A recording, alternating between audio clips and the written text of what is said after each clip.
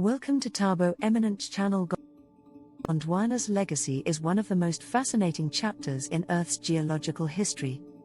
Let me walk you through it in detail. Thanks for watching. Request you to subscribe the channel. Gondwana, the lost supercontinent formation. Gondwana assembled around 600 to 500 million years ago during the late Precambrian to early Paleozoic eras. Composition: it was made up of what are now South America, Africa, Antarctica, Australia, the Indian subcontinent, and Arabia. Scale: it was massive, covering much of the southern hemisphere and stretching into the north. Hundreds of millions of years ago, long before humans walked the Earth, the southern half of our planet was dominated by a colossal landmass called Gondwana.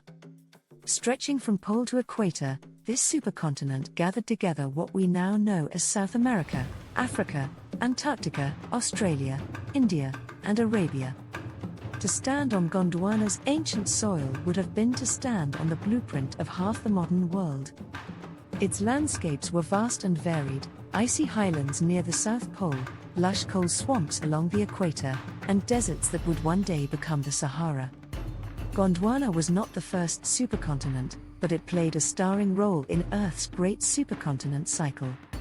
It rose from the pieces of an earlier landmass called Rodinia, only to later merge with the northern continents and help form the even larger Pangaea. For more than 200 million years, Gondwana shaped global climate and life. Massive ice sheets advanced and retreated across its southern regions, leaving behind glacial grooves still visible in rocks today. At the same time, early forests and swamps across Gondwana gave rise to the coal deposits that would fuel human industry eons later. Life itself bore the mark of Gondwana. Ancient reptiles like Mesosaurus swam in freshwater lakes that once linked Africa and South America. The fern-like plant Glossopteris spreads leaves across the continent's vast plains, later becoming fossil evidence of their unity.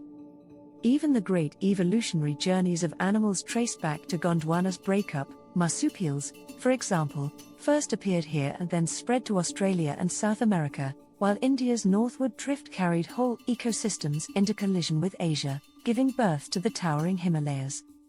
The breakup of Gondwana began around 180 million years ago, a slow unraveling that would reshape the face of the Earth. South America pulled away from Africa, leaving behind the opening scar of the Atlantic Ocean. India raced northward, faster than any other continent, before smashing into Asia.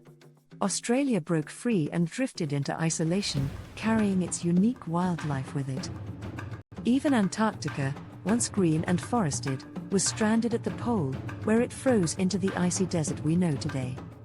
Each fragment of Gondwana carried with it a piece of a shared story, a legacy written into its rocks, fossils, and living creatures. Today, traces of that lost world still bind distant continents together. The same mountain chains ripple across lands now separated by oceans. The same species of ancient plants are entombed in stone across South America, Africa, and India. The echoes of Gondwana survive in the giant flightless birds of the southern hemisphere, in the eucalyptus trees scattered across Australia and South America, and even in the coal, oil, and minerals that power modern civilization. Gondwana may be gone, but its legacy is everywhere, beneath our feet, in our skies, and in the very shape of the continents themselves. When Gondwana first came together, the world was unrecognizable. Towering mountain ranges marked the collisions of ancient crust, and seas lapped against broad coastal plains that stretched farther than the eye could see. Deep within its heart, volcanic fires burned as the planet's restless mantle stitched the fragments of Rodinia into this new giant.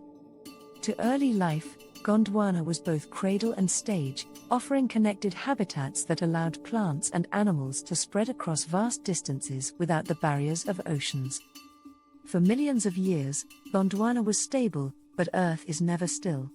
Slow currents of molten rock beneath the crust tugged at its foundations, and cracks began to spread like veins across the land.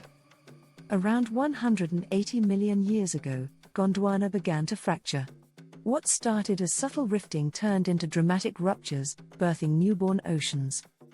South America and Africa drifted apart, forever linked by their mirrored coastlines. India, once nestled in the southern embrace of Africa and Madagascar, embarked on a lonely, rapid voyage northward that would end in its monumental collision with Asia.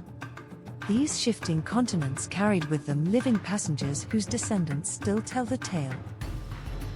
Marsupials, once roaming Gondwana freely, became isolated in Australia, where they evolved into kangaroos, koalas, and wombats. In South America, relatives of these marsupials remained, alongside giant flightless birds that echoed their Gondwanan cousins in Africa and Australia. Fossil evidence, plants like Glossopteris and reptiles like Mesosaurus, bridged the gap between continents, proof that they were once joined in a single green and fertile land. Even Antarctica, now a frozen wilderness, was once part of Gondwana's lush interior. It hosted forests where tree ferns and conifers thrived under the midnight sun, and dinosaurs roamed valleys that today lie buried beneath ice sheets. The transformation of Antarctica into an icy desert was one of Gondwana's final legacies, reshaping Earth's climate by locking away vast stores of freshwater and altering ocean currents that continue to govern global weather. The breakup of Gondwana was not merely geological, it was biological and climatic, a force that sculpted the modern world. The birth of the Atlantic Ocean reshaped trade winds and rainfall.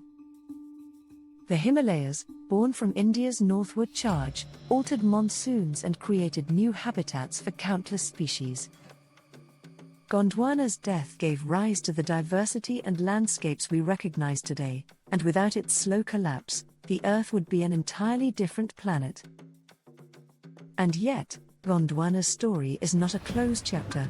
Geologists speak of the supercontinent cycle, predicting that the fragments of today's world will one day come together again. Perhaps in 200 to 300 million years, the continents will collide to form a new supercontinent. When that happens, the echoes of Gondwana's long-ago union will return, reminding us that Earth's surface is not fixed, but forever dancing to the rhythm of deep time. Gondwana's breakup didn't just scatter continents, it scattered species, ecosystems, and evolutionary pathways.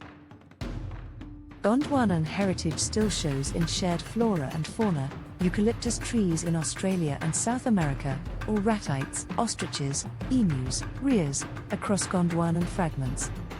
The modern world's biodiversity and geography are deeply rooted in Gondwana's story.